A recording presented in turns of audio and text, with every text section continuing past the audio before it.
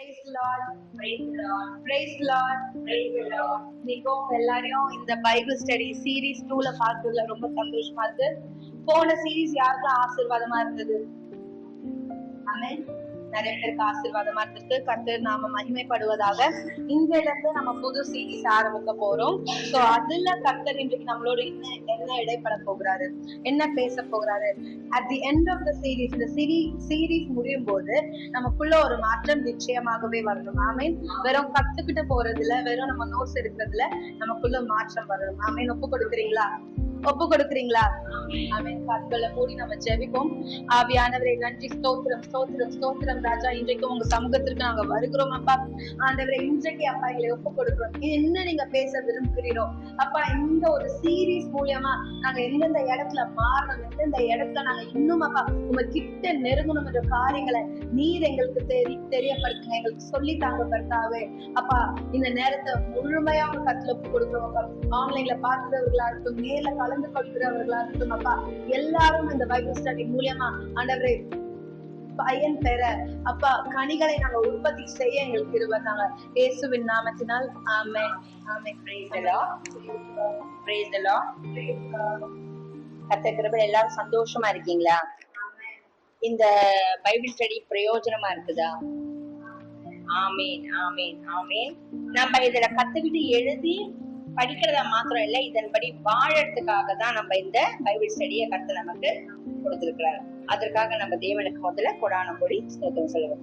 முதல் சீரீஸ்ல நம்ம பார்த்தோம் ஆண்டவராக இயேசு கிறிஸ்து யாரு, அவர் ஏன் நமக்கு வேணும், அப்ப அவருடைய சுபாவங்கள் என்ன, அவரை நம்ம ஏற்றுக்கொண்டதுனால நம்ம எப்படிப்பட்டவர்களா இருக்கணும், அப்ப நம்ம விசுவாசிகளா என்ன, சீஷத்துவம்னா என்ன, சீஷர்களா என்ன, இதெல்லாம் நம்ம 12 சீஷர்களையும் பத்தி பார்த்தோம்.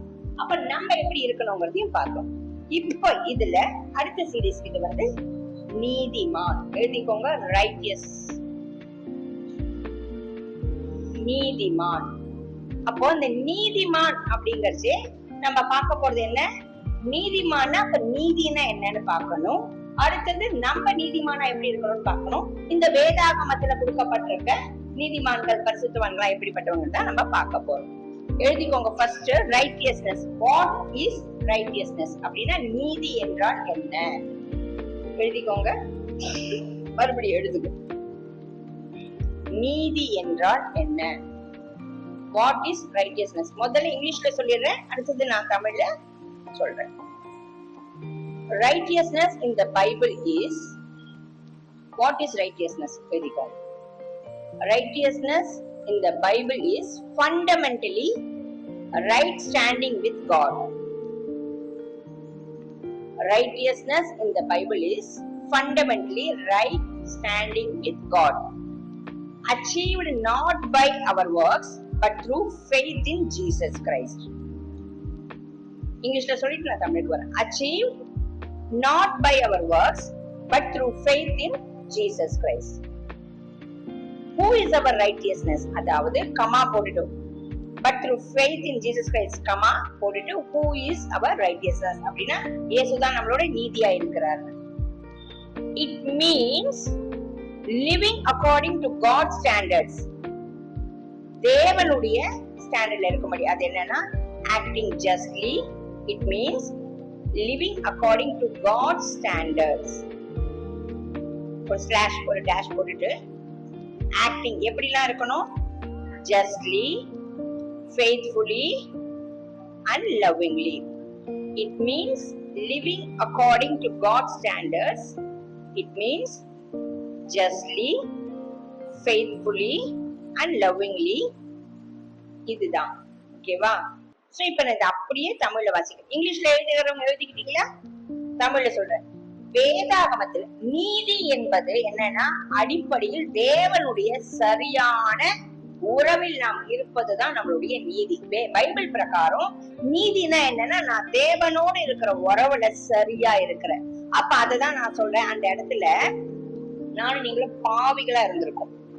அப்ப இயேசுவை என்றைக்கு நம்ம சொந்த ரட்சகரா ஏற்றுக்கொண்டோமோ, பாவிகளா இருந்த நம்ம அவரை எப்படி மாத்திருக்கிறாரு? நீதிமானா இல்லையா? அப்ப ரைட்டியஸ்னஸ் எங்கேயிருந்து நமக்கு வருது? நம்ம எப்படி ரைட்டியஸ் ஆகணும்? த்ரூ ஜீசஸ் கிரைஸ்ட், ஏசப்பா பேர்ல வைக்கிற விசுவாசத்தினால, ஆண்டவராக இயேசு கிறிஸ்துவ சொந்த ரட்சகரா ஏற்றுக்கொண்டதுனால நானும் நீங்களும் எப்படி மாறி இருக்கோம்? நீதிமான ஆக்கப்பட்டிருக்கோம். அப்ப நம்மளோட நீதி யார் நம்மளோட நீதி? இயேசு கிறிஸ்துவே. சோ தமிழ்ல சொல்றேன், வேதாகமத்தில் நீதி என்பது அடிப்படையில் தேவனுடன் சரியான உறவில் இருப்பதாகும். வேதாகமத்தில் நீதி என்பது அடிப்படையில் தேவனுடன் சரியான உறவில் நாம் இருப்பதாகும். அது நம்முடைய கிரியைகளினால் அல்ல, மாறாக நமது நீதியாகிய இயேசு கிறிஸ்து மீதான விசுவாசத்தின் மூலம் அடையப்படுகிறது. மறுபடியும் சொல்றேன், அது நம்முடைய கிரியைகளினால் அல்ல, not because of our any work or something actions, but through belief in the faith in the Jesus Christ. So மாறாக நமது நீதியாகிய இயேசு கிறிஸ்து மீதான விசுவாசத்தின் மூலம் அடையப்படுகிறது. ஆமென். இது புரிஞ்சாச்சா? இது எழுதியாச்சு. So what is righteousness? நீதி என்றால் என்னன்னு, நீதி என்னன்னு தெரிஞ்சாதானே நானும் நீங்க நீதிமான ஆக்க முடியும், மாற முடியும். இது பார்த்தாச்சு. இப்ப எழுதிக்கோங்க, who is righteous? நீதிமான் யார்? who is righteous? நீதிமான் யார்? இங்கிலீஷ்ல சொல்லிட்டு தமிழ்ல சொல்றேன். God alone is truly righteous. தேவன் ஒருவரே நீதி உள்ளவர். God alone is righteous. Sorry, truly righteous. Truly போட்டுக்கோங்க, அதுதான் ரொம்ப முக்கியமானது. God alone is truly righteous. தேவன் ஒருவரே நீதி உள்ளவர்.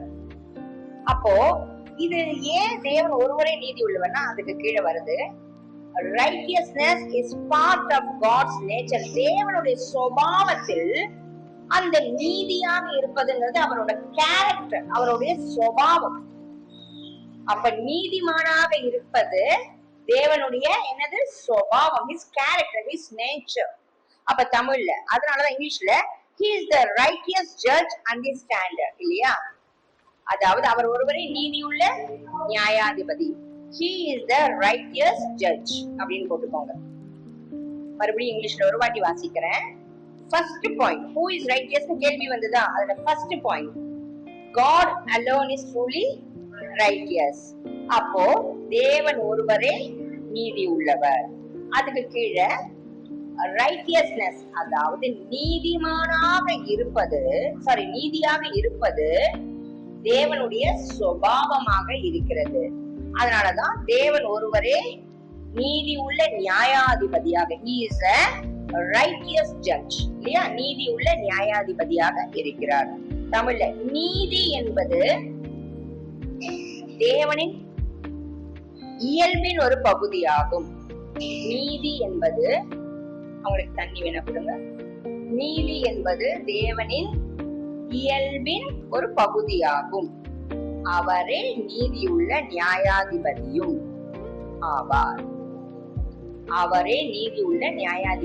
ஆவார். அடுத்தது, இது தேவன் குறிக்கிறது. இந்த இடத்துல நம்ம பிதாவை குறிக்கிறோம், கர்த்தாதி கர்த்தரை குறிக்கிறோம். சரி, அடுத்தது யாரு ஒருத்தர் இந்த இடத்துல ஒரு நீதிமானாக பார்க்கப்படுறோம் அப்படின்னா, who is righteous, நீதிமான் யாருன்னு பாக்குறோம். முதல்ல பிதா ஒருவரின் பாக்குறோம், கர்த்தர் ஒருவரின். அடுத்தது ஆண்டவராகிய இயேசு கிறிஸ்து பூமியில வாழ்ந்து காமிச்சார்ல, அப்போ நெக்ஸ்ட் எழுதிக்கோங்க, ஃபர்ஸ்ட் தேவன் ஒருவரே. அடுத்தது ஜீசஸ் கிரைஸ்ட் போட்டுக்கோங்க, இயேசு கிறிஸ்து. Jesus Christ, he is described as our righteousness. என்னோட வசனம் எடுத்துக்கோங்க, இங்கிலீஷ்ல first எழுதிடுங்க. he is described as our righteousness. நம்மளுடைய நீதியாக அவர் எண்ணப்படுகிறார். தமிழ்ல அவரே நமது நீதியாக கொடுக்கப்பட்டிருக்கிறார், எண்ணப்படுகிறார். வசனம் 1 கொரிந்தியர் 1ஆம் அதிகாரம் 30வது வசனம்.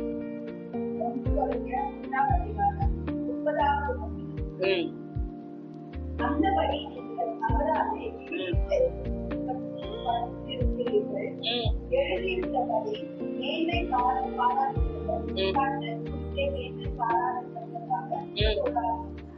அவரே தேவனால் நமக்கு ஞானமும் நீதியும் பரிசுத்தமும் மீட்பும் ஆமென். இங்கிலீஷ்ல வந்து 1:30 இருக்கு, தமிழ்ல 1 கொரிந்தியர் 1:30-31 ரெண்டு போட்டுக்கோங்க. ஓகேவா?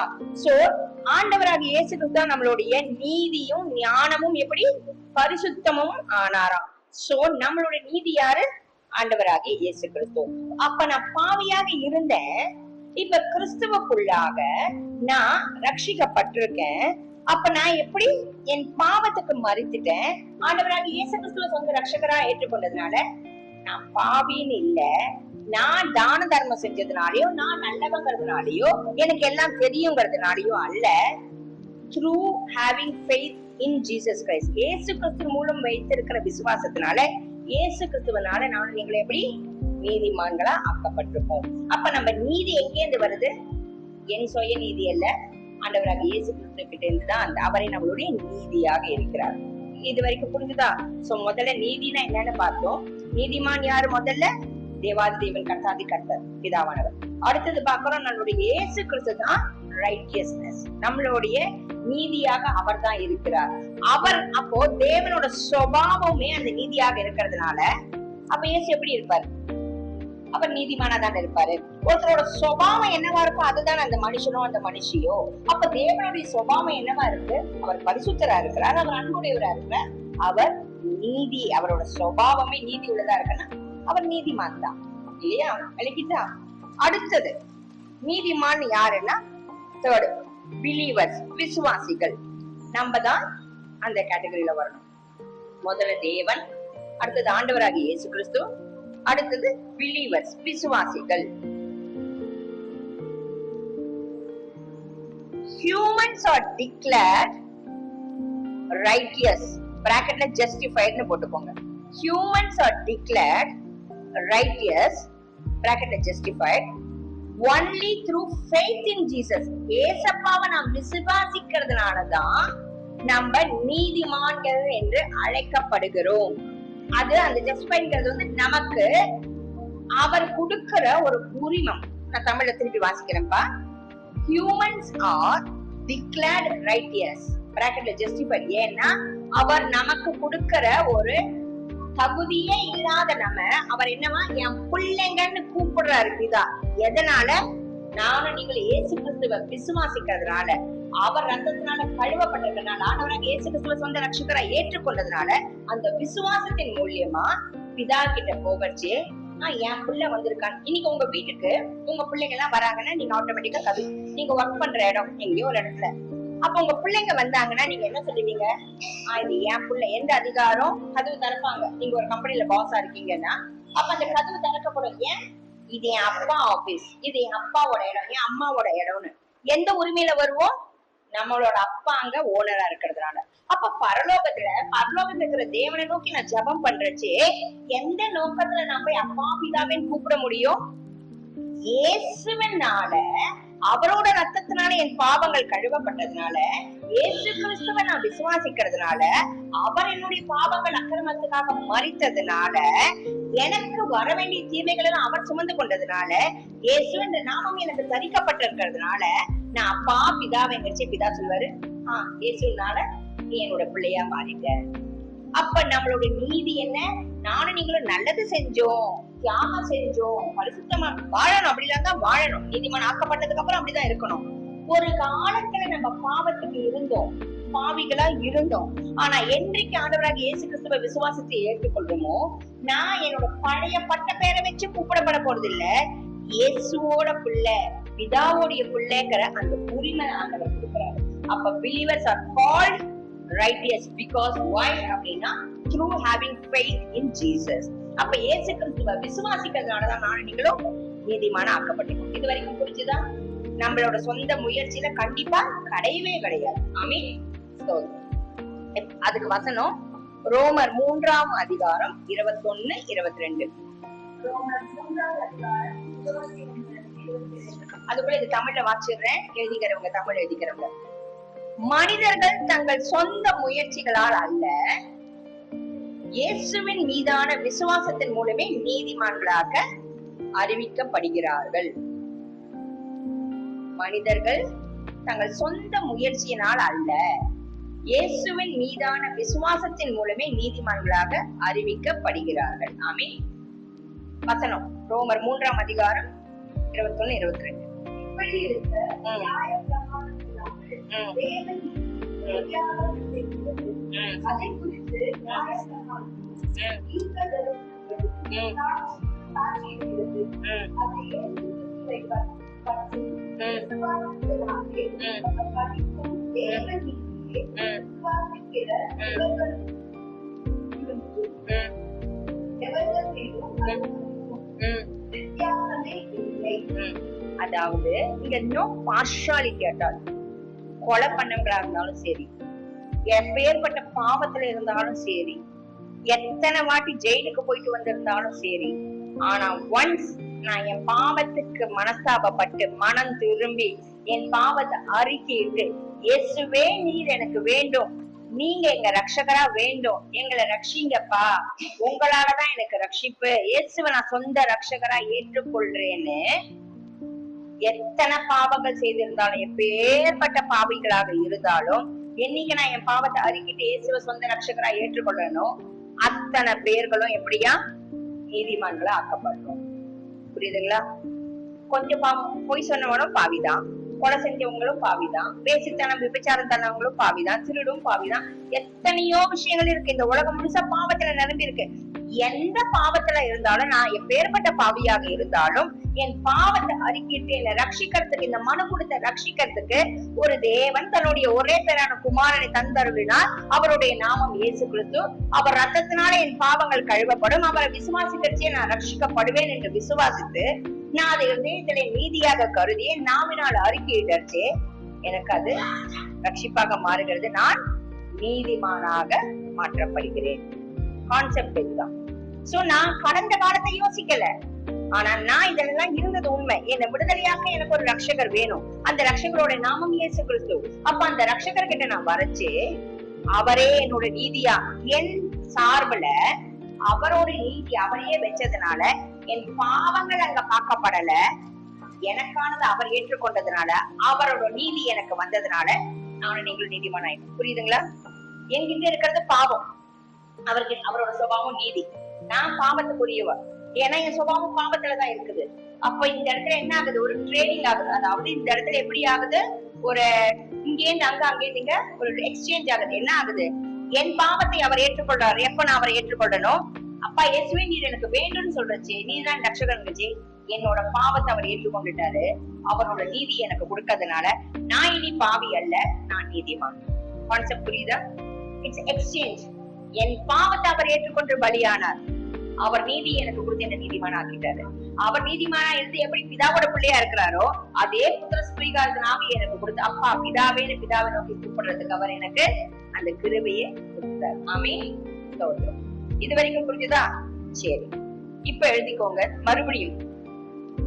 நீதி என்றால் என்ன? அதுக்கான 3 ஸ்டாண்டர்ட் இருக்கு. ஓகேவா? அப்போ நம்ம பார்த்தோம்ல மேல, சும்மா நான் உங்களுக்கு ஒரு ஜிஸ்ட் தான் அவுட்லைன் கொடுத்தேன். நீதி என்ன அப்படின்னு. அதுக்கான நீதிமான் என்னன்னு இப்ப பாத்துட்டோம். நீதினா என்ன?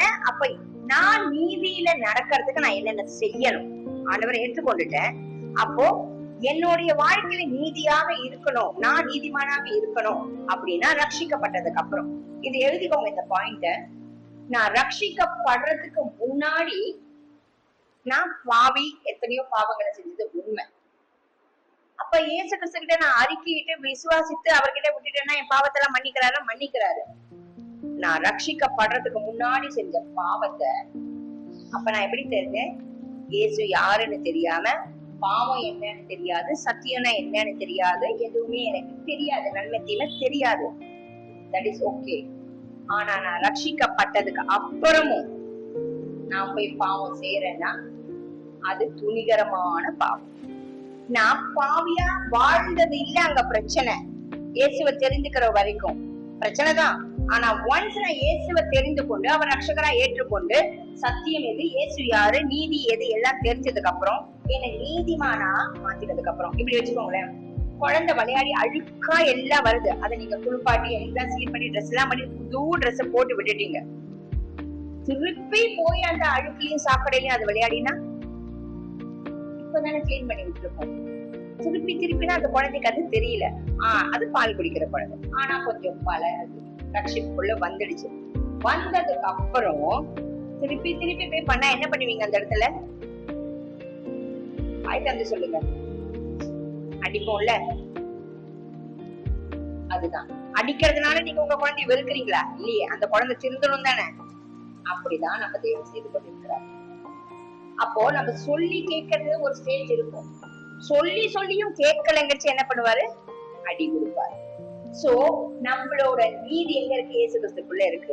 நான் அவர் ரட்சிப்புக்குள்ள வரதுக்கு முன்னாடி நான் பாவம் செஞ்சது தெரியாமையில, அறியாமையில, புரியாமையில.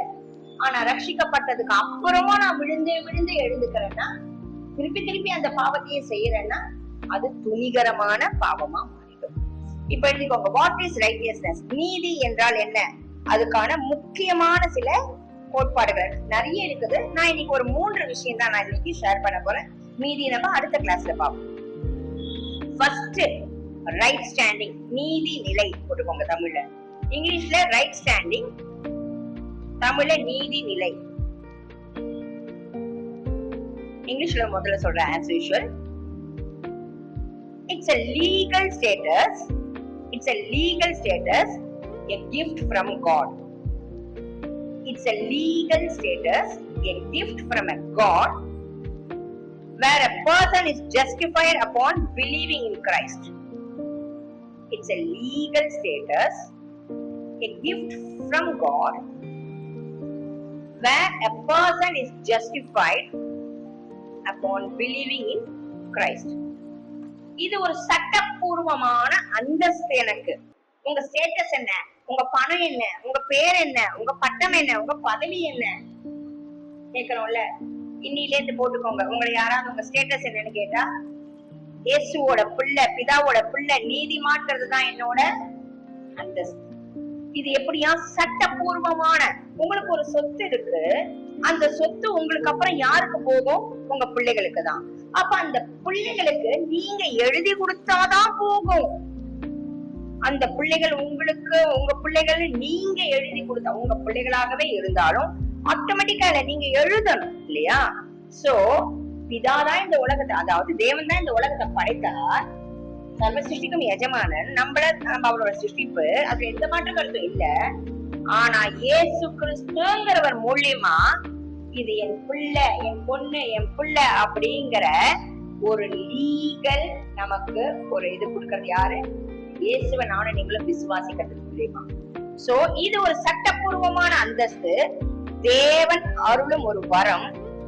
இதில் ஒருவர் கிறிஸ்துவை விசுவாசிப்பதன் மூலம் நீதிமான் ஆக்கப்படுகிறோம். இது ஒரு அந்தஸ்து, இது சட்டப்பூர்வமான அந்தஸ்து. தேவன் அருளும் ஒரு ஈவு, ஒரு பரிசு. இது எப்படி இருக்கும்? இயேசு கிறிஸ்துவை விசுவாசிக்கிறவர்கள் அந்த விசுவாசத்தின் மூலம் நீதிமானாக்கப்படுகிறோம். புரிஞ்சுதா இது? சோ நம்மளோட முதல் யார் ரைட், வாட் இஸ் ரைட்டியஸ்னஸ்? எது நீதி அப்படின்னா, நான் தேவனோடு கூட, தேவனோட பிள்ளையா அந்த இடத்துல போய் நிக்கிறேன் தெரியுமா? அதுதான் என்னுடைய நீதி. அந்த நீதி யார் மூலியமா வருகிறது? இயேசு கிறிஸ்துவை நான் விசுவாசிக்கிறது மூலியமா. அப்ப இது எனக்கு என்னவா கொடுக்கப்பட்டிருக்கு? என்னுடைய ஒரு அந்தஸ்தாக, என்னுடைய ஈவாக, என்னோட அடையாளம். நம்ம அடையாளமே என்ன? விசுவாசி. நான் நீதிமான், நான் இனி பாவி அல்ல. அப்ப நான் நீதிமான் அப்படிங்கச்சே, நீதி எப்படி? என் சுய முயற்சியினால அல்ல, நான் ஆண்டவராகிய இயேசு கிறிஸ்துவை விசுவாசிக்கிறதுனால அவர் மூலியமா வந்தது.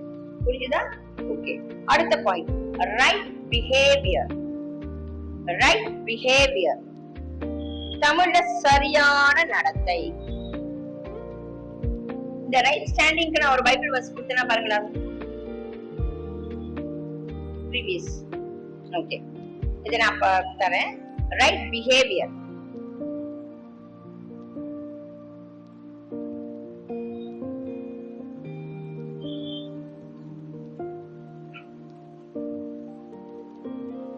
எழுதிட்டீங்களா? ரைட் பிஹேவியர், தமிழ்ல சரியான நடத்தை.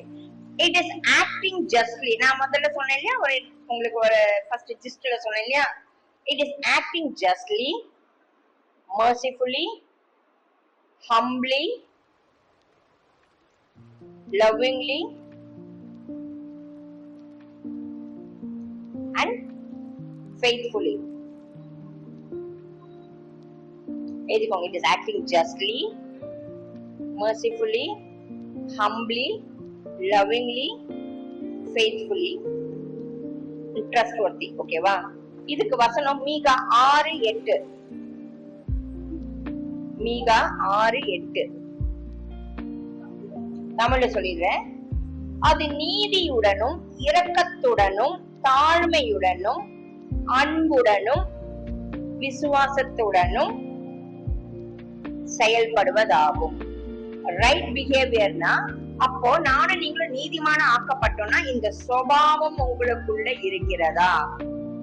justly, mercifully, humbly, lovingly, faithfully, trustworthy. ஓகேவா?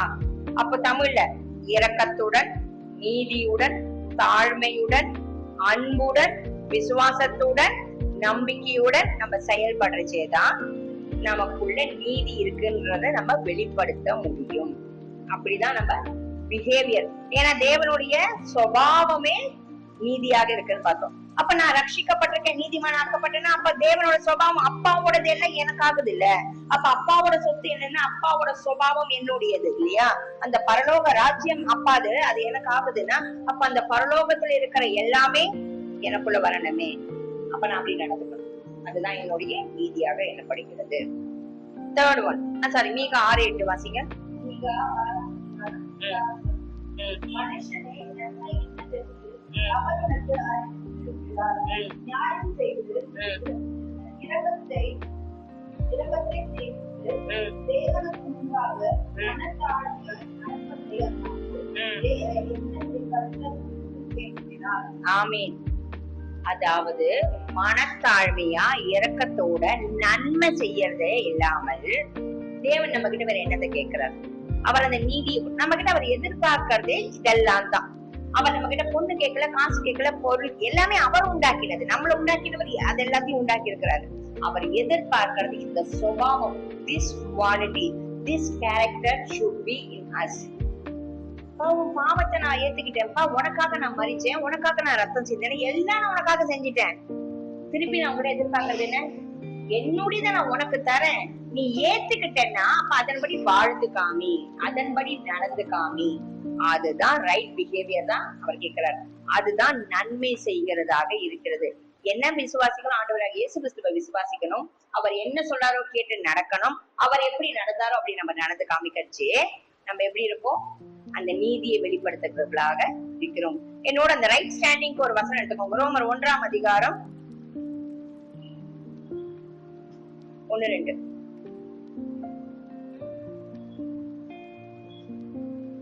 ரோமர் 1ஆம் அதிகாரம் 1-2 இயேசு கிறிஸ்துவின் ஊழியக்காரர்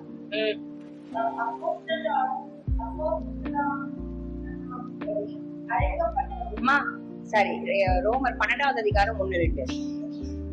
ரோமர் 12:1-2. அப்படி இருக்க சகோதரரே, நீங்கள் உங்கள் சரீரங்களை பரிசுத்தமும் தேவனுக்கு பிரியமுமான ஜீவ பலியாக ஒப்புக் கொடுக்க வேண்டும் என்று தேவனுடைய இரக்கங்களை முன்னிட்டு உங்களை வேண்டிக் கொள்கிறேன். ஒரு நிமிஷம். இந்த ரைட் ஸ்டாண்டிங்னு போட்டோம் இல்லையா, அதுக்கான வசனம் எழுதிக்கோங்க. ரோமர் 12ஆவது அதிகாரம் 1-2. எப்படி இருக்கவா? தேவனுடைய இரக்கத்தின் முன்னிட்டு தான் நம்மள பரிசுத்தமும் பக்தி உள்ளதா வாழணும்னு ஆண்டவர் நம்மள அழைச்சிருக்கிறாரு. அவருடைய இரக்கத்தை காண்பித்துதான் உங்களையும் அவர் ரட்சித்து இருக்கிறாரு. அப்ப அவருடைய சித்தம் என்னன்னு நம்ம புரிந்து கொண்டு, அப்ப அந்த ரைட் ஸ்டாண்டிங்னா நான் பிதாவோட கூட அப்பா அப்படின்னு கூப்பிடுற இடத்துல நான் நிக்கணும்னாக்க பழையபடி அந்த வாழ்க்கைக்கு நான் போகக்கூடாது, பழைய பாவத்தை நான் செஞ்சிடக்கூடாது. திருப்பி திருப்பி விழுந்து விழுந்து சரி என்னால முடியலையே அப்படின்னு ஓகே, ஆனா திருப்பி திருப்பி அந்த பால் குடிக்கிற சுபாவம் அல்ல. பிதாவோடைய சித்தம் அந்த குழந்தைக்கு தெரியாது. ஆனா வளர்ந்த ஒரு குழந்தைக்கு என் அப்பா இப்ப வராரு, அவர் கோபமா இருக்காரா, அவர் சாந்தமா இருக்கிறாரு, எந்த விஷயத்த எப்ப பேசுவாரு, அவர் இப்படி சிரிச்சா இதுக்கு ஒரு அர்த்தம், அவர் இப்படி முறைச்சா அதுக்கு ஒரு அர்த்தம், பிள்ளைகளுக்கு தெரியுமா தெரியாதா? அப்ப நம்ம பால் குடிக்கிற பிள்ளைகளாக அல்ல. மறுபடியும் அந்த 1ஆம் வசனத்தை வாசிங்க.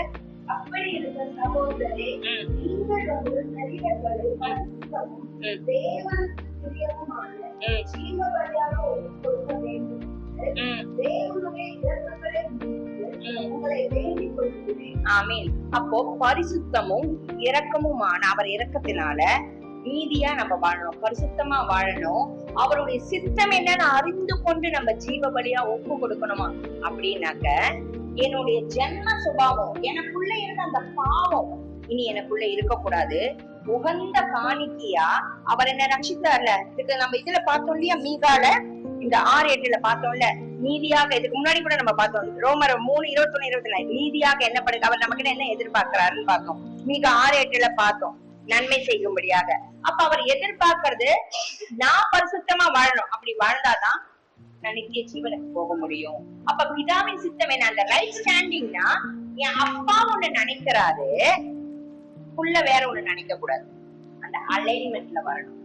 அப்ப அப்பா என்ன நினைக்கிறாரு, இதை கொடுத்து நான் பரிசுத்தமா வாழணும், நீதியா வாழணும், உண்மையா இருக்கணும், பண்போடு இருக்கணும், இரக்கத்தோடு இருக்கணும், உண்மை உள்ளவளா இருக்கணும், விசுவாசத்தவளா இருக்கணும். அப்ப இது எல்லாம் தான் என் அப்பா என்ன குறித்து விரும்புகிறாரு.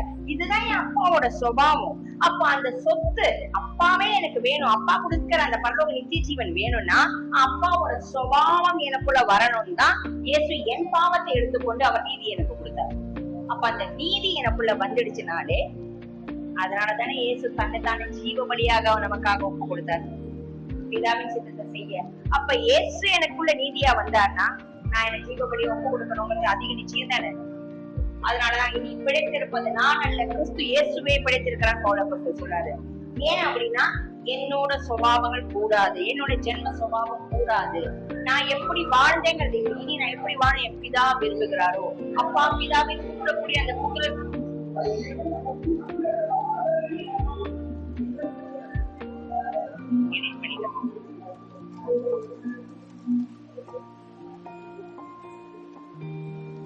அப்போ பழைய சுபாவம் கூடாது. நான் எப்படி வாழ்ந்தேங்கிறது இல்ல, எப்படி வாழணும்னு எனக்கு தேவன் சொல்லி கொடுக்கிறாரோ அப்படின்னு. அடுத்த 2வது வசனம் வாசிங்க. அதுலயே இதுவே எங்களுடைய தகவல் ஆராதனை. நீங்கள் இந்த பிரபஞ்சத்திற்கு உபதேசம் செய்யாமல் தேவனுடைய நன்மையும் பரிபூர்ணமான தம் உன்னதத்தை பகுத்தறிவதற்காக உங்கள் மனம் உலகத்துக்கு ஒத்த வேஷம் நம்ம போட்டுட கூடாது. உலகம் சொல்றபடி இது நம்ம உலகத்துக்கு வாழ்ந்தவங்க தான், உலகத்துல இன்னும் வாழ்ந்து கொண்டு இருக்கோம். ஆனா இயேசுவை நான் என்னைக்கு ஏற்றுக்கொண்டனோ, இயேசுவை ஏற்றுக்கொண்டதுனால இனி நான் பாவத்துக்கு அல்ல, பரிசுத்தமான வாழ்க்கை வாழ பிதாவின் சுத்தம் என்ன என்று அப்பான்னு கூப்பிடுச்சு. அவரோட அலைன்மெண்ட் அந்த ரைட் ஸ்டாண்டிங் அப்பாவுக்கு முன்னாடி போய் தைரியமா என்னால நிக்கணும்னாக்க எப்ப நிக்க முடியும்? இயேசுங்கிற நாமத்தினால, அவர்னால ரட்சிக்கப்பட்டதுனால, அவர் கொடுத்திருக்கிற நீதியினால. அடுத்தது நான் நீதிமான வாழ்ந்து காமிக்கிறதுக்கு என்ன பண்ணணும்? இந்த ரோமர் 12வது அதிகாரம் 1-2 படி வாழ்ந்து காமிக்கிறதுனால. அப்ப நான் பிதாவோட சித்தம் என்னன்னு ஒவ்வொரு நாளும் அறிந்து நான் செயல்படுறச்சே என் மனசு ஒவ்வொரு நாளும் புதுசாக்கப்படுகிறது, என் மனசு புதுசா மாறச்சு, பிதாவோட சித்தத்தோட அலைன் ஆகச்சு. ஒரு நாள் நம்ம மறுரூபமாக்கப்படும். மறுரூபம்னா என்ன? நம்ம நித்திய ஜீவனை போய் அவரை போல அடைஞ்சு இயேசுவை போல மாறி நம்ம பரலோகத்துக்கு எடுத்துக்கொள்ளப்படும். ஆமீன். இப்ப இது விளங்கிட்டு அப்ப ரைட் ஸ்டாண்டிங் என்ன எவ்வளவு அவசியம் அப்படிங்கிறது அடுத்தது நம்ம பார்த்தோம். ரைட் பிஹேவியர் பார்த்தோம். கடைசியா the breastplate, மார்க் கவசம் எழுதிக்கும். The breastplate, it is described as a spiritual defense. It is described as a spiritual defense protecting the believer's heart. உங்களோட அந்த இருதயத்தை காத்துக்கொள்ள நம்ம சத்துரு எங்க தெரியுமா போர் செய்வான்? நம்ம சிந்தையிலையும் இருதயத்திலும் தான், இல்லையா? அப்போ அதை காத்து கொள்றதுக்கு என்ன பண்ணணும்? நமக்கு ஒரு கவச்சம் வேண்டி இருக்குது. தமிழ்ல நான் சொல்றேன், அடுத்தது வசனத்தை வாசிக்கலாம். அது விசுவாசியின் இருதயத்தை பாதுகாக்கும் ஒரு ஆவிக்குரிய அரணாக விவரிக்கப்படுகிறது. அது விசுவாசியின் இருதயத்தை பாதுகாக்கும் ஒரு ஆவிக்குரிய அரணாக விவரிக்கப்படுகிறது. எபேசியர் 6ஆம் அதிகாரம் 14வது வசனம். Ephesians chapter 6 verse 14. எபேசியர் 6ஆம் அதிகாரம் 14வது சத்தியம் என்னும் கச்சையை உங்கள் அறையில் கட்டி நடுங்கள். நீதி என்னும் மார்க்கத்தை கற்றவர்களாய். போதும். பிரஸ்ட் பிளேட் நம்ம பார்த்தோம் இல்லையா? அப்போ நீதி என்னும் மார்க்கவசம். நீதினாலே என்னென்ன பார்த்தோம் சொல்லுங்க. உண்மை இருக்கணும், நியாயம்,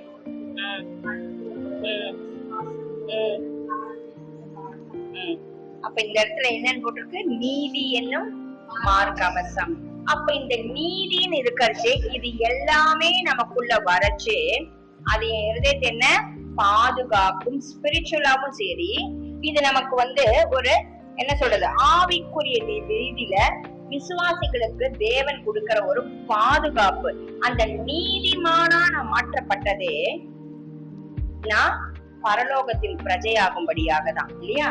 இந்த பூமிக்குரியவர்களாக இல்ல.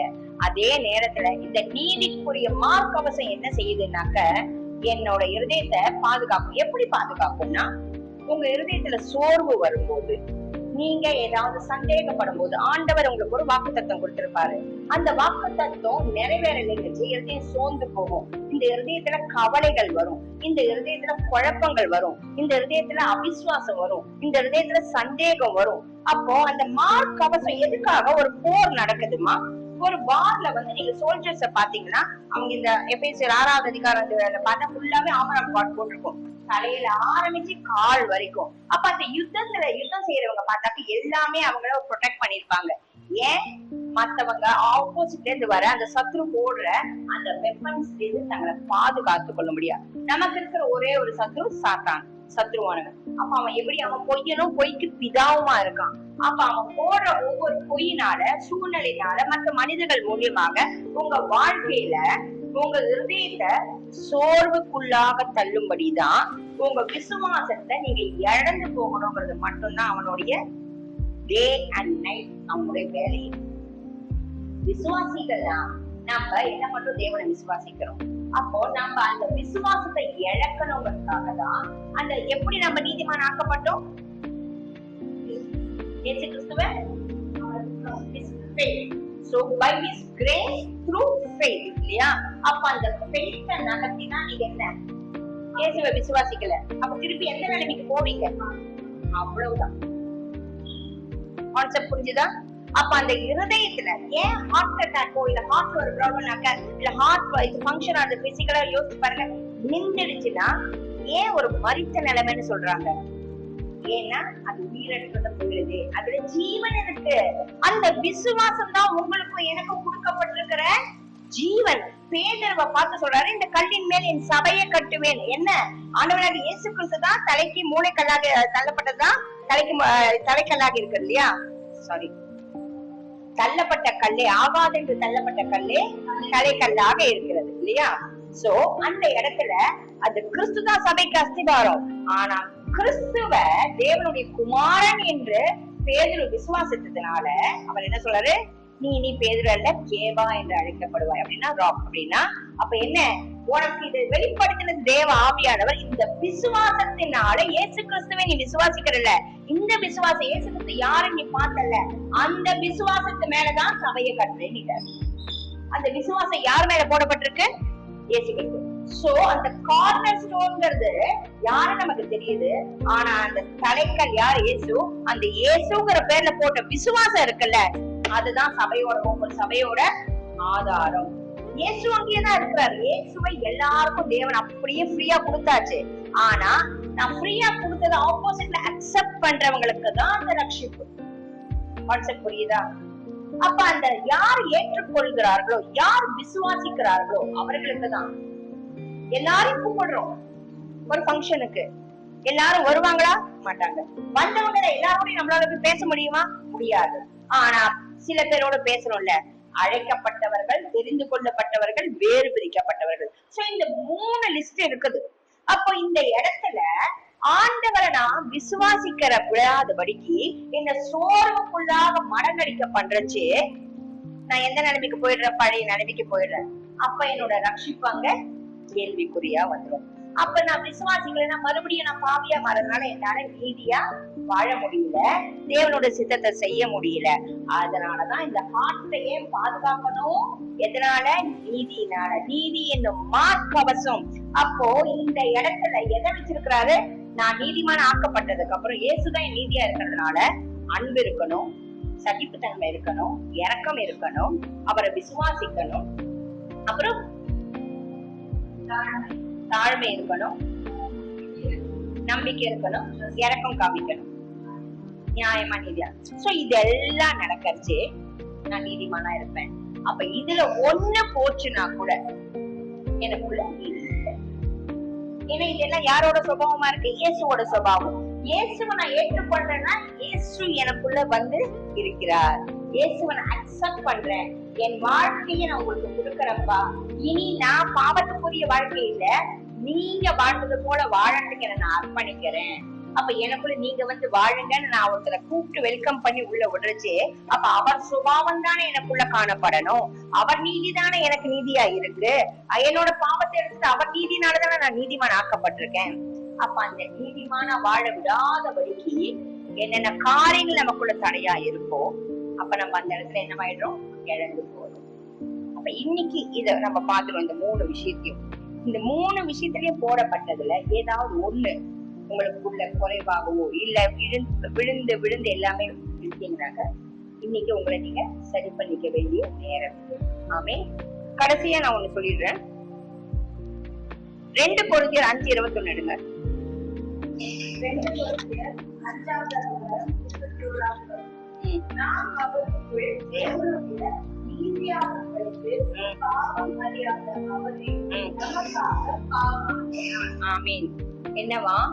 நாம அவருக்குள்ள நீதியாகும்படிக்கு பாவமே என்னன்னு தெரியாத ஒருத்தர் நமக்காக பாவமாக மாறினார். அப்ப அவர் நம்மளுடைய பாவத்தை ஏற்றுக்கொண்டதுனால, அவரோட நீதி நமக்கு வந்ததுனால நானும் நீங்களும் நீதிமான ஆயிட்டோம். நான் இன்னைக்கு நீதியை பத்தியும் நீதிமான என்னங்கிறத ஒரு சிறிய ஒரு இதுவாதான் எடுத்திருக்கேன் உங்களுக்கு. நான் இது பேசிக்கா இது புரிஞ்சா மட்டும்தான் நான் நீதி உள்ள வாழ்க்கையை வாழ முடியும். என் ஸ்தானம் முன்னாடி எங்க இருந்தது, இப்ப நான் என்னவா ஆக்கப்பட்டிருக்கேன். புரியுதுங்களா? சரி, இதோட கூட இன்னும் ஒரு சில குறிப்புகள் கொடுத்திருக்கிறேன், எழுதியிருக்கேன். அது மக்கள் வந்து ஷேர் பண்ணிட்டு அதை பத்தி ஜெபிப்பாங்க. ஆமே. ஸ்தோத்திரம். Praise Lord. Praise Lord. இன்னைக்கும் நம்ம வந்து என்னென்ன காரியங்கள் பார்த்திருந்தோம் அப்படின்னா, நீதியை குறிச்சுதான் நம்ம ஆரம்பிச்சிருக்கோம். நீதிமான காரியங்கள் குறிச்சுதான் ஆரம்பிச்சிருக்கோம். ஃபர்ஸ்ட் நீதினா என்னதுன்னா, அது வந்து நம்ம கர்த்தர் நமக்கு கொடுத்திருக்கிற அதிகாரம், உரிமையை கொடுத்திருக்கிறார் தேவ சமூகத்தில் நிற்கிறதுக்கு. பாவியாக நம்ம இருக்கிற வரைக்கும் நம்மளால தேவ சமூகத்திற்கு போக முடியல. எப்பவுமே ஒரு திரை இருக்கு. ஆனா இயேசு கிறிஸ்து வந்ததுனால அந்த திரை அவர் சிலுவையில அறையப்பட்டு நம்ம பாவங்களை சுமந்து தீர்த்ததுனால அந்த திரை விலகி இழிக்கப்பட்டு தேவனை நம்ம அப்பா பிதாவே கூப்பிடக்கூடிய அந்த புத்திர சுகாரத்தை பெற்றது மாற்றம் இல்லாம நம்மள நீதிமான் ஆக்கியிருக்கிறாரு. இது எப்படி நம்மளுக்கு கிடைச்சிருக்குன்னா, நான் சொன்னது போல, இப்ப நம்ம பார்த்தது போல இயேசு கிறிஸ்துவின் மூலியமா மாத்திரமே. நான் அநேகருக்கு உதவி செஞ்சேன், நான் அனுந்தியமோ நான் வந்து சபைக்கு போய் ஜெபிக்கிறேன், நான் வந்து வாரம் காணிக்கை கரெக்டா போடுறேன், தசமமாக கூட, இதெல்லாம் கிடையாது. ஆனா நம்மளோட பாவங்களை அறிக்கையிட்டு இயேசு கிறிஸ்து தான் மெய்யான தேவன் என்று நம்ம அறிக்கையிடும் போது, அதை விசுவாசிக்கும் போது நம்ம நீதிமான்கள் ஆக்கப்படும். இயேசு கிறிஸ்துவே நம்மளுடைய நீதியாக இருக்கிறார். ஆமென். இது என்ன அப்படின்னு நம்ம பார்த்தோம்னா, இது வந்து காடோட ஸ்டாண்டர்ட். நீதியா வாழ்வது என்னன்னா, கர்த்தர் வைத்திருக்கிற ஒரு அந்த கோல், ஒரு லைன், ஒரு ஸ்டாண்டர்ட். அது இது என்ன, நம்ம உலகத்திற்கு ஒருத்த விஷயம் போடாம தேவன் கேட்டபடி நம்ம வாழ்வதே இதுக்கான ஒரு ஸ்டாண்டர்டா இருக்கு. இதுல என்னென்னலாம் வருது? நியாயமாக வாழ்வது, உண்மையாக, விசுவாசத்தோடு, அன்போடு, இரக்கத்தோடு வாழ்வது இதுல வந்து குறிக்கப்படுது. யார் ஒரு நீதிமானா இருக்கிறா அப்படின்னா, தேவன் மாத்திரம்தான் நீதிமான். உண்மையாகவே தேவன் பிதாவாகிய தேவன் மாத்திரமே நீதிமானாக இருக்கிறாரு. ஏன்? இந்த நீதின்றது தேவனுடைய சுபாவமா இருக்கு, அவருடைய கேரக்டரா இருக்கு. தேவனையும் இந்த நீதியையும் பிரிக்கவே முடியாதுன்றத நம்ம பார்த்தோம். அவர் தான் நீதி உள்ள நியாயாதிபதின்றத நம்ம பார்த்துட்டோம். இயேசு கிறிஸ்துவும் அவரை என்ன சொல்லப்படுறாருன்னா, நம்மளோட ரைச்சியஸ்னஸ், அவர் இயேசு கிறிஸ்து நம்மளுடைய ரைச்சியஸ்னஸ் என்று நம்ம அழைக்கிறோம். 1 கொரிந்தியர் 1:30-31 நம்ம பார்த்தோம். அவரே தேவனால் நமக்கு ஞானமும் நீதியும் பரிசுத்தமும் மீட்புமானார் என்று பார்க்கணும். அடுத்து யார் நீதிமான்களா இருக்கணும்னா, பிலீவர்ஸ், விசுவாசிகள். இந்த விசுவாசிகள் எப்படி நீதிமான்களாக்கப்பட்டாங்க? இந்த விசுவாசிகள் எப்படி நீதிமான்களாக்கப்பட்டாங்க? இயேசு கிறிஸ்து மூலமா. நம்ம மனுஷங்க எல்லாருமே எப்போ நீதிமான்கள் ஆகப்படுறோம், எப்போ அப்படி நம்ம ஜஸ்டிஃபை ஆகப்படுறோம்னா விசுவாசத்தோடு இயேசு கிறிஸ்து தான் மெய்யான தேவனுக்கு ஏற்றுக்கொள்ளும் போது அது அப்பாவை அடிக்கிறது. எதுவுமே நம்மளோட சுயத்தினால் நம்ம பிரயாசப்படுவதனால் கிடையாது. நெக்ஸ்ட் ரோமன் 3:21-22 நம்ம வாசிக்கும் போது there's no difference. கொலை செய்யறவனும் பாவிதான், பொய் சொல்றவனும் பாவிதான்.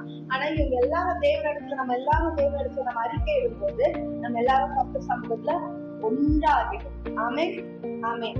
நெக்ஸ்ட் நீதி என்றால் என்னன்றது பார்த்ததுல ஃபர்ஸ்ட் பாயிண்ட் ரைட் ஸ்டாண்டிங் என்பதை நம்ம பார்த்துருக்கோம். நீதி நிலை அப்படின்னு பார்த்துட்டோம். அது என்ன அப்படின்னா அதிகாரமான நிலை. இது ஒரு பரிசு. இயேசு நம்மளை நீதிமான் ஆக்கியிருக்காரு. அதுக்கு காரணம் என்ன? விசுவாசம் மாத்திரமே.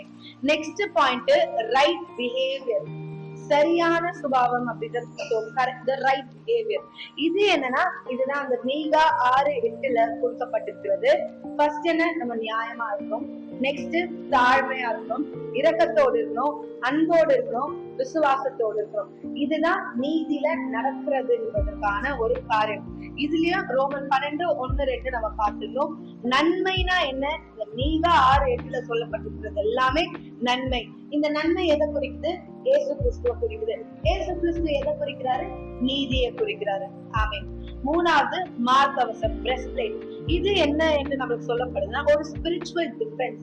நம்மளோட இருதயத்தை காக்கக்கூடிய, இந்த இருதயத்துல ஏற்படுற போர்கள்ல இருந்து காக்கக்கூடிய ஒரு ஆயுதம் என்று சொல்லப்படுது. நம்ம ஆவி ஆத்மாவை காக்கக்கூடிய காரியம் இது. எபேசியர் 6:14 14 நீதி எனும் மார்க்கவசத்தை தரித்துள்ளவர்களாயும் பார்த்துட்டோம். கடைசியா சில வசனங்களை நம்ம பார்த்துட்டோம். 2 கொரிந்தியர் 5:21 இதுக்கு ஒரு காரியத்தை சொல்லிருந்தோம். Exchange offer. என்னோட பாவத்தை இயேசு சுமந்து அவரோட நீதியை நம்மளுக்கு கொடுத்திருக்கிறார். ஒரு எக்ஸ்சேஞ்ச் ஆஃபர் அப்படின்றத பார்த்துட்டோம். நெக்ஸ்ட் வசனம் ரோமர் 10:10 வாசிக்கிறேன். ரோமர் 10:10 நீதி உண்டாக இருதயத்திலே விசுவாசிக்கப்பட்டும் ரட்சிப்புண்டாக வாயினாலே அறிக்கை பண்ணப்படும். ஆமென். ஃபர்ஸ்ட் என்னவா? நம்மளுக்கு நீதி உண்டாகணும்னா விசுவாசம் தேவை. நெக்ஸ்ட் ஸ்டெப் என்னவா? நம்மளுக்கு ரட்சிப்பு வேணும்னா நம்ம அறிக்கை இடணும். அதை எப்படி அறிக்கை இடணும்? மனசுக்குள்ளேயே நான் அறிக்கை இருக்கிறேன்ல, வாயினாலே அறிக்கப்படணும், அறிக்கை இடப்படும். அடுத்த வசனம் எழுதிக்கோங்க. மத்தேயு 6:33 மத்தேயு 6:33 முதலாவது தேவனுடைய ராஜ்யத்தையும் அவருடைய நீதியையும் தேடுங்கள், அப்பொழுது இவைகள் எல்லாம் உங்களுக்கு கூட கொடுக்கப்படும். சொன்னது போல தேவனையும் நீதியையும் பிரிக்கவே முடியாது. அப்ப நம்ம தேவனை தேடும் போது ஆட்டோமேட்டிக்கா நம்ம அவருடைய ராஜ்யத்தை தேடும். அப்படி அந்த ராஜ்யத்தையும் தேடும் போது மற்றதெல்லாம் நம்மளுக்கு கூட கொடுக்கப்படுது. ஆமென். ஃபர்ஸ்ட் இதை நம்ம என்ன தெரியுமா பண்றோம்? இதை தேடிக்கிட்டே ஏசப்பட்டுக்க போறோம். அப்படி இல்லை. தேவனையும் அவருடைய ராஜ்யத்தையும் தேடும் போது மற்றதை நம்ம தேட தேவையில்ல, அவரே நம்மளுக்கு கொடுத்துடுறாரு. ஆமென், ஆமென். அடுத்த வசனம் எழுதிக்கோங்க. 1 தீமோத்தேயு 6:11 1 தீமோத்தேயு 6:11 நீயோ தேவனுடைய மனுஷனே இவைகளை விட்டோடி நீதியையும் தேவ பக்தியையும் 6:11 தேவ பக்தியையும் விசுவாச சாந்தையும் அன்பையும் பொறுமையும் சாந்த குணத்தையும் அடையும்படி நாடு. என்னவா? இது பவுல் தீமோத்தேயுக்கு சொல்றாரு. ஃபர்ஸ்ட் என்ன சொல்றாரு? மேல சில வசனங்கள் போடப்பட்டிருக்கு. என்ன சில காரியங்களை விட்டோடின்னு போட்டிருக்கோம். அதுல என்னன்னா பண ஆசையை குறிச்சு போட்டிருக்கோம். அதுக்கடுத்து அதை நீ விட்டுட்டு எதை தேடணுமா? ஃபர்ஸ்ட் நீதியை தேடு. ஃபர்ஸ்ட் லிஸ்ட்ல ஃபர்ஸ்ட் எதை போட்டிருக்கு? நீதியை தேடு. சோ நம்ம நீதியை தேடும் போது மற்றதெல்லாம் கூட கொடுக்கப்படும். இம்மைக்குரிய காரியங்கள் மாத்திரமல்ல, மறுமைக்குரிய ஆவிக்குரிய காரியங்களும் நம்மளுக்கு கூட கொடுக்கப்படும். ஆமென், ஆமென். அடுத்த வசனம் நீதிமொழிகள் 21 21 நீதிமொழிகள் 21வது அதிகாரம் 21வது வசனம். நீதியையும் தயையையும் பின்பற்றுகிறவன் ஜீவனையும் நீதியையும் மகிமையையும் கண்டடைவான். லிஸ்ட்ல அது ஃபர்ஸ்ட் வந்துட்டே இருக்கு. நீங்க பாருங்க, நீதியும் தயையும் நம்ம பின்பற்றுறோம், அதை ஃபாலோ பண்ணும்போது நம்மளுக்கு கர்த்தர் ஜீவனை கொடுக்கிறாராம், நித்திய ஜீவனை கொடுக்கிறாரு. திரும்ப நீதியை கொடுத்து மகிமையும் நம்ம கண்டடைவோமா. ஜீவனை கண்டடைகிறோம், நீதியை கண்டடைகிறோம், மகிமையை கண்டடைகிறோம். என்னன்னா நம்ம இயேசு நம்மளுக்கு சொல்கிற அந்த நீதியை ஃபாலோ பண்ணிட்டு போகும்போது நம்மளுக்கு ஜீவன் கிடைக்குது, ஜீவனை கொடுக்கிறாரு, ஜீவனை கண்டடைகிறோம். அடுத்து நீதினா என்ன, நம்மளுக்கு சில தவறான காரியங்கள் நடக்கும் போதும் கர்த்தர் நம்மளுக்காக அங்க நீதிய கொடுக்கிறாரு. அடுத்து நம்ம மகிமையை கண்டடைவோமா. ஆமென்.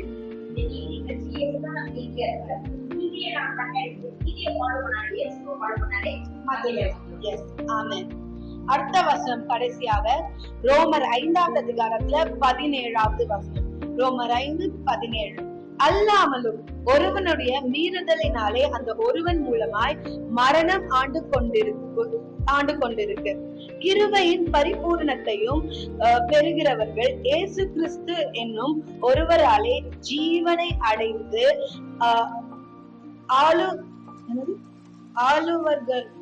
ஆளுவார்கள் என்பது அதிக நிச்சயமாவே. ஆமென். எப்படியா, ஒருத்தர் மூலியமா பாவம் இருந்தது, ஆனா இயேசு கிறிஸ்துவர் என்ற ஒருவர் மூலியமா நம்மளுக்கு என்ன வருது, ஜீவன். நம்ம ஜீவனை அடைந்து கொள்கிறோம். ஆமென். இது கடைசியா நம்ம முடிக்கும் போது நல்லா நம்ம ஞாபகம் வச்சுக்கணும், இந்த நீதி என்பது நம்மளுக்கு கொடுத்திருக்கிற ஈவு. It is a gift. ஆமென். நம்ம கிறிஸ்துவ அறிந்து கொள்றதுக்கு முன்னாடி பாவிகளா இருக்கணும், அது வேற. ஆனா கிறிஸ்துவ அறிந்து கொண்ட அப்புறம் நம்ம பாவம் செய்யும் போது அது நம்ம துணிகரமா செய்கிற பாவம். இயேசுவை திரும்ப திரும்ப நம்ம நோகடித்து கொண்டிருக்கிறோம், அவரை திரும்ப திரும்ப நம்ம சிலுவையில அறிய செய்கிறோம். ஆமென். இன்றைக்கும் நம்ம ஒப்பு கொடுப்போம். நம்ம கர்த்தருக்குள்ள, ஏசப்பா இதை நீங்க நீதிமான் ஆக்கிட்டீங்க, அந்த ஸ்டேட்டஸ, அந்த அதிகாரத்தை, அந்த என்ன சொல்றது, அந்த ஒரு உரிமைய, ஸ்தானத்தை நான் இழந்துடாதபடிக்கு எனக்கு கிருபையாக. யூதாசும் நீதிமானாக்கப்பட்டான், ஆனா என்னாச்சு, அந்த ஸ்தானத்தை இழந்துட்டான். நம்ம அப்படி ஆயிடக்கூடாதுன்னு நம்ம ஒப்பு கொடுத்து ஜெபிப்போம். நன்றி அப்பா, நன்றி கர்த்தாவே. இன்றைக்கும் இந்த சீரீஸை துவங்க வைத்த கிருபைக்காக நன்றி ஆண்டவரே. இன்றைக்கு நாங்க கற்றுக்கிறது போல உங்களுடைய சுத்த கிருபையினால் நாங்க நீதிமான்களாக்கப்பட்டிருக்கிறோம். அப்பா, நீங்க எங்களுக்கான பரிசை நீங்க செலுத்திட்டீங்க, நாங்க ஃப்ரீயா இந்த ஒரு பரிசை பெற்றுக் கொண்டிருக்கிறோம் ஆண்டவரே. கர்த்தாவே, இந்த ஸ்தானத்தை நாங்க இழந்துடக்கூடாது ராஜா. நாங்க நீதிமான்கள்னா எப்படின்றத அறிந்து கொண்டோம், ஆனா ஒரு நாளும் அனுதினமும் நாங்க எங்களோட செயல்ல அதை காண்பிக்க எங்களுக்கு கிருபை தாங்க. இங்க வந்திருக்கிற ஒருத்தரையும் ஆசீர்வதிங்க ஆண்டவரே. அப்பா, எந்த குறைவுகள் இருந்தாலும் நிறைவான ஆவியானவர்கள் வரும்போது அப்பா நீர் அந்த இடத்துல அவர்களை நிறைவாக செய்து அப்பா பலனடைய செய்து போறதுக்காக நன்றி. எங்களை சாட்சியாக நிறுத்தும் கர்த்தாவே. இந்த கடைசி காலத்தையும் ஆண்டவரே நாங்க நீதிமான்கள் ஆகப்பட்டது மாத்திரமல்ல, எழுப்புதல் எங்களுக்குள்ள இருந்து துவங்க எங்களுக்கு கிருபை தாங்க. மீட்பர் இயேசுவின் நாமத்தினால் ஜெபிக்கிறேன் ஜீவன் நல்ல பிதாவே. ஆமென். ஆமென். என் ஆத்துமாவே கர்த்தரை ஸ்தோத்திரி, என் முழுவதுமே அவர் பரிசுத்த நாமத்தை ஸ்தோத்திரி. என் ஆத்துமாவே கர்த்தரை ஸ்தோத்திரி, கர்த்தர் செய்த சகல உபகாரங்களையும் மறவாதே. ஆமென். ஆமென். Praise the Lord.